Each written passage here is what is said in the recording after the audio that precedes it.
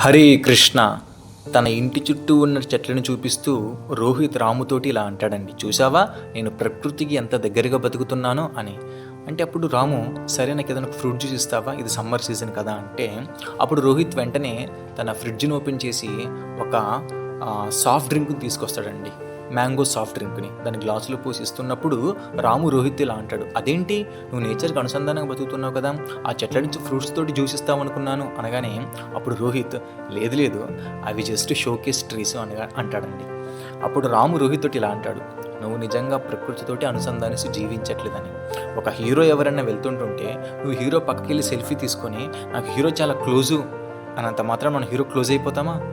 అలాగే మన ఇంటి చుట్టూ 4 చెట్లు ఉన్నంత మాత్రాన మనం ప్రకృతితో అనుసంధానిస్తూ జీవించినట్టు కాదండి. ప్రకృతి మీద ఆధారపడి జీవిస్తే అది ప్రకృతి అనుసంధానిత జీవితం అని అంటాడండి. హరే కృష్ణ.